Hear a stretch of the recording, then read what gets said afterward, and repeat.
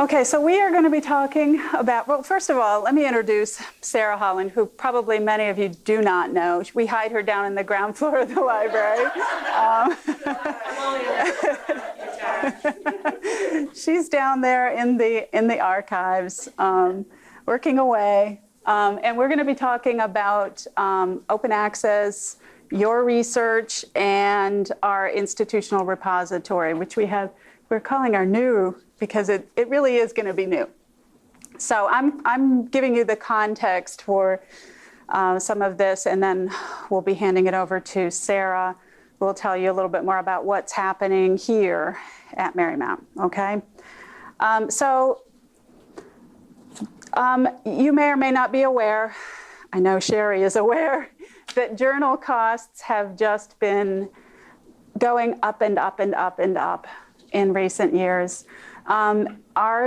Just talking about our own resources, the costs have gone up 6 to 8% each year. For some disciplines, it's much, much higher. For the sciences, technology, health, it's more like 12 to 15% increase each year. And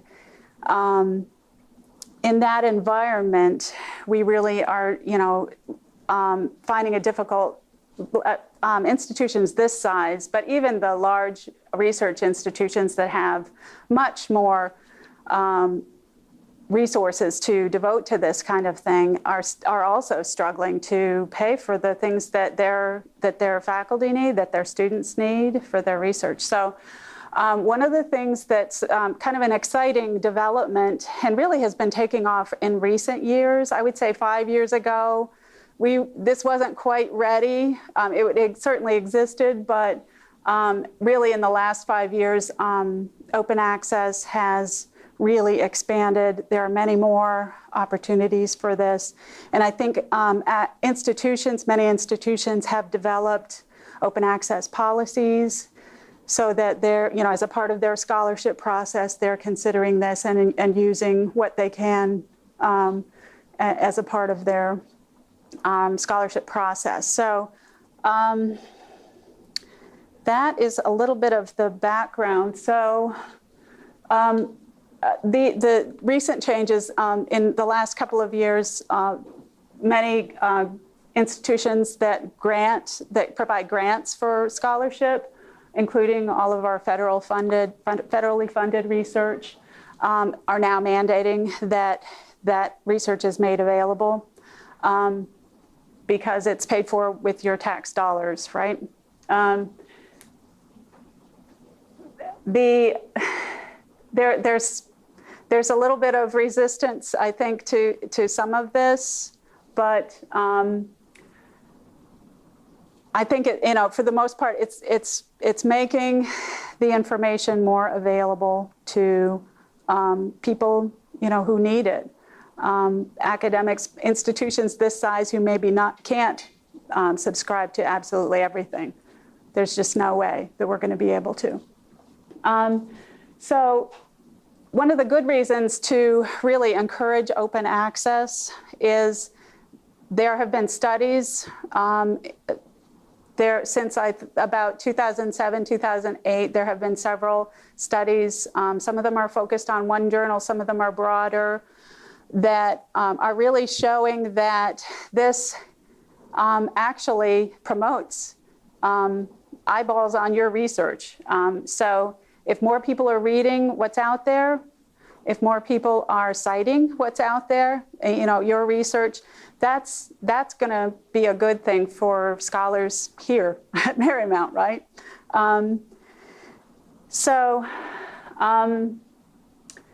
I think that, the answer to the question, the last bullet, is definitely yes. This is really a good way to share what we're doing here at the university. Okay, can you switch to the next slide? Okay, so what is open access? It's basically free online access at the point of use to scholarly information. There are two main forms for this. There are the gold and green. So gold is you know, so let's say, going back to the traditional model, the scholar does their research, they submit it to an editor for publication, it goes through the peer review process, maybe goes back for changes, and then eventually it gets published in, you know, in their official journal, right? The costs for providing that are the publishers, and that's how they justify those increasing prices every year. This model, on the other hand, the open access models are a little bit different. The gold, the researchers can publish in an open access journal. The business models for this can vary quite a bit. Sometimes the author's institution pays, or the funding body. If you get a grant, you can write it into the grant that the $2,000 or $3,000 fee for open access will be covered with the grant.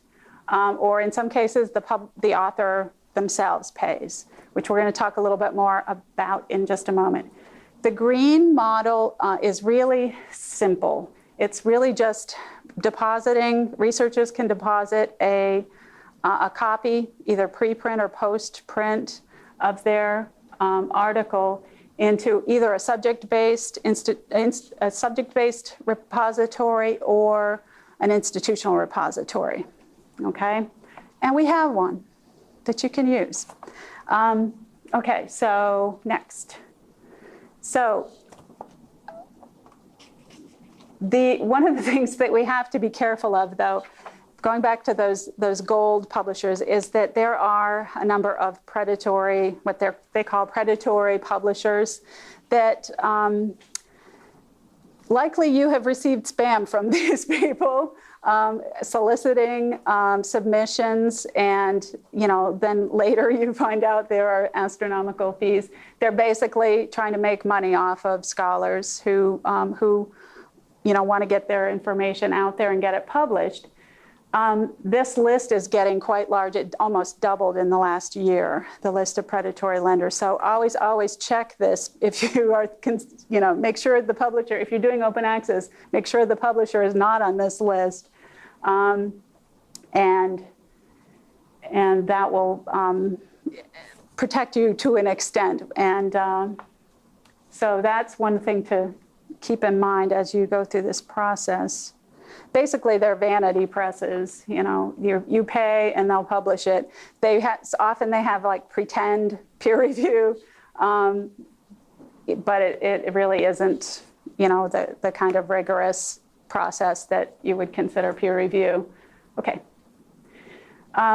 The Open Door is a site that lists all of the subject repositories that might be out there. There may be a very good reason that you want to use that as opposed to what our own Marymount institutional repository. For example, I think that the design people right now, a lot of their work is in CAD, and there still isn't a good way to deal with CAD files because they're 3D, and they're huge, and our system, our system doesn't really support that. So there may be other things out there, and maybe good reasons to put it somewhere else, maybe because of the size of the project, the size of the file. But Sarah's going to tell you a little bit about what we can do and how this has developed over the summer, really, and what we think is going to happen moving forward, moving from our existing institutional repository and what's on there to our new system, okay? So, and let me hand off them. When you are looking has there been anything about the sort of policy implications, or now I feel like I'm getting all the bills. I get the bill from the library, right? I get the bill for the release time for the person to do the research, and now I'm going to get the bill to actually pay to get it published. And yet I got people all over the planet complaining about the increase in the cost of higher education. Has there been any conversation about how they're gonna shift that business model so it's not, the bills aren't all coming to me? Yeah, I feel your pain. I know that, you know, the only thing I can think of is, you know, as things change, the publishers that continually increase may have to rethink that if there are other avenues. They're just as good. They're just, the business model is different than the traditional publishing. So I'm hoping it'll change. In the meantime, it's difficult, yeah. Because the institution ends up paying that person's salary and paying fees in some cases, paying for the journal subscriptions to provide access to articles that you very well have written. You know? Yeah, because we saw it for the first time last year. I think it was a faculty development proposal that this person then wanted to submit something to open access, and in the process said, hey, I need, $4,000 to be able to submit this article. Wow. I just spent $4,000 on your release time, and I still got to go buy the journal. So it's just an interesting dilemma. Yeah. Right now, it's all ended up in our lap.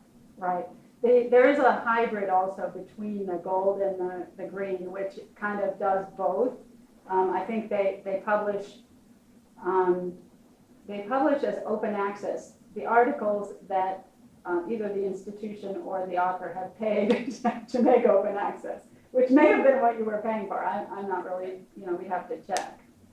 Yeah. So the ones that are open access, we should not be, we link to all of these through our library databases. So that, we're not paying for those journals anymore. But I think the culture, in academia needs to shift a little bit and really work to support this so that things will change. Okay, yeah. Okay, sure. All right. The main question from Bernie is that, do we have an institutional repository? When I first got here in 2011, our DSpace instance was probably about 5 pieces of student work, and it was kind of in this clunky yellow and orange background. It really wasn't pretty and nice to look at and easy to use. So my first task was I moved on and we created an updated version of Marymount's digital collection repository. And in this repository, we now have collected master's theses, we have works from the honors program, we have research papers, and also we're doing a test run with faculty grant work with Diane Murphy. And then we also, in the past couple of years, have digitized some things, and so it includes the Marymount yearbooks and the Little Sisters handbooks, which are these cute little handbooks that show things in the 1950s and how things were going. But as you see, it's kind of a little bit overwhelming to look at as a user. It's not really really easy. When you go in to actually search the institutional repository, you can browse by authors, titles, subjects, but then you have this kind of large paragraph. Other problems that we had with DSpace was storage capacity. It takes a lot of IT support with plugins and things like that, and we really, as much as I know of XML, it really kind of was not easy for me to get in the back end and start doing things like that. And when we started to digitize more things, and actually in the archival collection and in the special collections, DSpace doesn't handle complex objects. So we couldn't be able to link a book together. So it would be like a page and a page and a page, but we could never do a whole book. Images were also very difficult to display. So we're kind of like, all right, we need to move on. So there were about 5 other institutions in the WRLC consortium that decided that DSpace wasn't for them either. So we all linked together and we decided to move on to Islandora. This is kind of a rough sketch of what Islandora is going to look like. It's a lot cleaner. This is the main first page. We do not have pictures of strongmen in the Marymount. Yeah, you're like, wait a minute. So these are kind of just little fillers. This is the theme that we are going with. As you can see, the collections will be listed on the side, so it'll be a lot better, it's cleaner. You can see you can just explore, whereas DSpace you couldn't explore. Just easier for the user to use. But it also has a lot of better things for our institutional repository. With the catalog, there's going to be some findability, which means that it'll be easily searchable when you're just in the Marymount library catalog. Images, you can actually see them. There's not, yeah.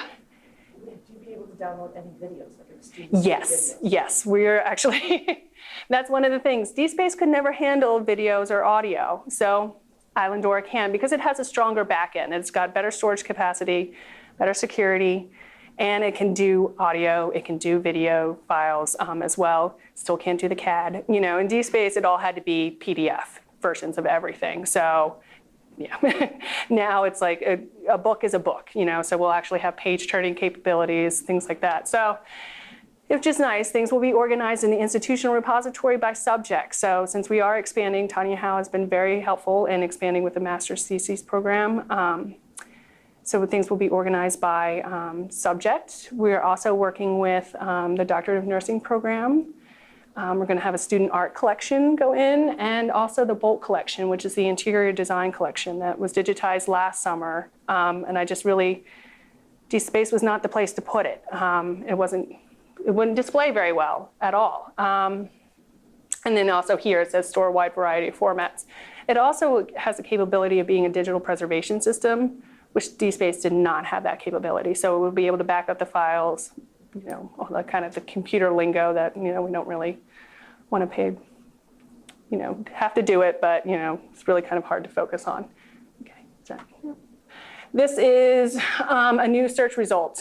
This is DSpace, it's old. I just typed in, I think, poetry, which is nice. I mean, we have a lot of things in there about poetry, but it's cluttered. You see the abstract of it, but just actually kind of having something easy to use for the user. You can also, it's a faceted search too as well on Islandora. So you can just keep minimizing until your search levels until you get to what you actually really want to, instead of going like, oh, I just have to type in poetry and I end up with 10 search results instead of needing just that one.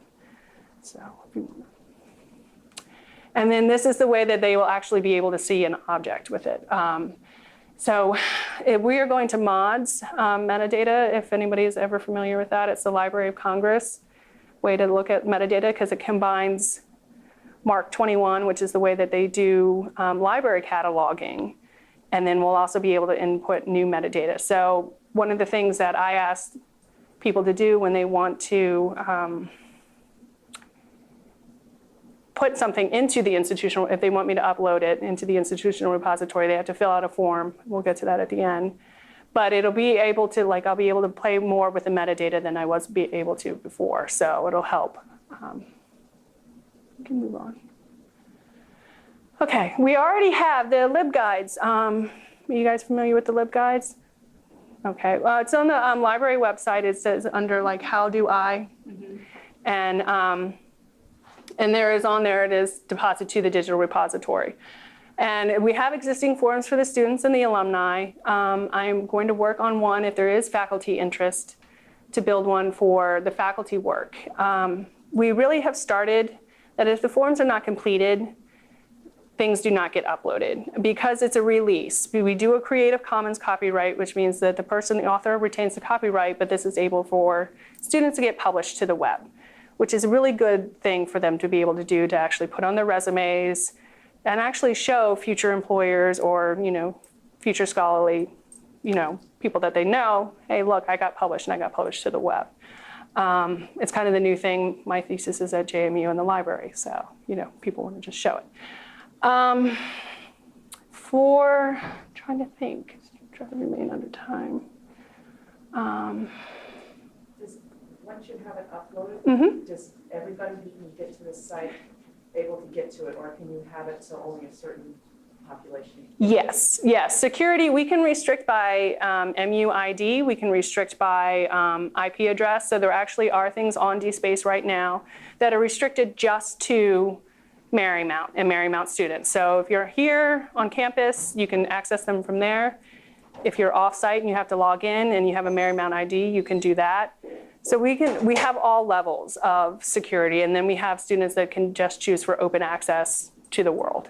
And that's one way we're working with Diane Murphy, is that hers is just, it's for her grant work and a way for her to keep all of her electronic files together. And it's only accessible to myself as an administrator and her.